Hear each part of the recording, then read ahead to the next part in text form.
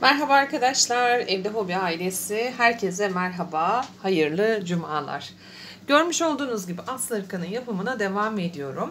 Bana ara ara sorduğunuz sorulardan bir tanesi de kaç tane ip gittiği konusunda. Bakın arkadaşlar, burada 2 tane ipi birleştirdiğim bir yumağım var. Şöyle her zaman için 2 kat çalıştığımı belirtmiştim sizlere. Çünkü bu örgünün aslı bu şekilde. Bakın tok duruyor. Henüz buhar ütüsü falan yapılmış durumda değil doğal olarak. Yapacağımız işlemlerde bu tür eğer çıkmasını istiyorsanız ne yapmanız gerekiyor? Örgünüzü 2 kat çalışmanız gerekiyor. Birçok grupta vesaire yerde geçen sene de rastladım. Kaç tane ip gidiyor? Ben 6 tane kullandım. Diyorlar ki ben 2 tane kullanıyorum. Evet, siz 2 tane kullanmış olabilirsiniz. Siz tek kat çalıştığınız için üste oturan dar bir hırka çalışmış oluyorsunuz. Ama benim çalıştığım hırkalar örgümü 2 kat çalışıyorum ve üste oturan bir hırka olmuyor arkadaşlar bu.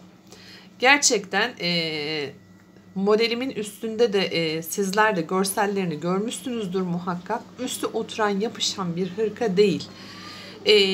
O yüzden ip fazla gidiyor. Boyunun uzunluğuna göre 4 ile 5 6 ile 5 bazen 8 yumağa kadar bazen 10 yumağa kadar çıkabilen uzunluklarda bu hırka çeşitleri mevcut arkadaşlar. Ben şu anda bakın örgümde bu kadarlık alana geldim. Daha örgümün yarısındayım ancak 2 tane ipi bitirdim ve toplam 2 tane daha olan toplamında 4 taneye yanaşacak olan İpimi de hazırladım. Bakın burası 2 yumak. Bu da bitecek arkadaşlar. Beden kısmında. Ve kollar da var biliyorsunuz. Kolları da modelli aynı şekilde. Kollara da tabii ki ipler gidiyor. Ama birçok arkadaşım geçen sene 2 iple kolları, bedeni çıkarttılar böyle. Gördüm daracık hırkalar. Daha sonra müşteriler bana dönüyorlar. Siz kaç yumak kullandınız? Bana gelen hırka bu şekilde. Siz nasıl çalışıyorsunuz diye. Benim çalıştığım hırkalar bunlar arkadaşlar. Gayet tok duran ve kendini gösteren bir hırka çeşidi ve 2 iple çalışıyorum arkadaşlar. Asla şeyden ödün vermiyorum ipten. Fazla gidebilir. Hiç önemli değil. Sonuçta ben emeğimi koyuyorum buraya ve güzel çıkması gerekiyor. O yüzden sizlere tavsiyem benim sizler için hazırlamış olduğum örneklerde ben de aslına sadık kalarak her zaman için öğrendiğim yurt dışı kanallarından da nasıl çalışıldıysa aynı o şekilde çalışıyorum. 2 ip kullanıyorlarsa 2 ip. 3 ip kullanıyorlarsa 3 ip. Bir kalın ip, bir ince ip.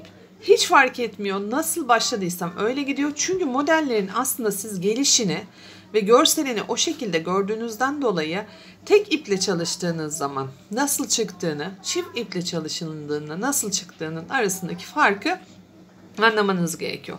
YouTube kanalımda tek kat çalıştığım Angora Ebruli bir çalışmam var. Bundan çok çok ince duruyor arkadaşlar. Onun çalışmasını yaparken de ben Antalya'dayım. Hani burası çok çok sıcak bir yer. Biliyorsunuz kış mevsimimizde oldukça kısa bir sezonumuz var bizim. Ebruli bir ip olduğundan dolayı Angora çalıştım ve doğal olarak şiş numaramı da büyüttüm. O farklı bir model olarak. Teknik aynı ama eğer ki aslı hırkanın o soğan kabuğu çalışmasını yapacaksanız 2 kat angora iple çalışmanız gerekiyor arkadaşlar. Şimdilik ben örgüme devam ediyorum. Gene iplerimi hazırladım. Çalışmamıza devam ediyoruz.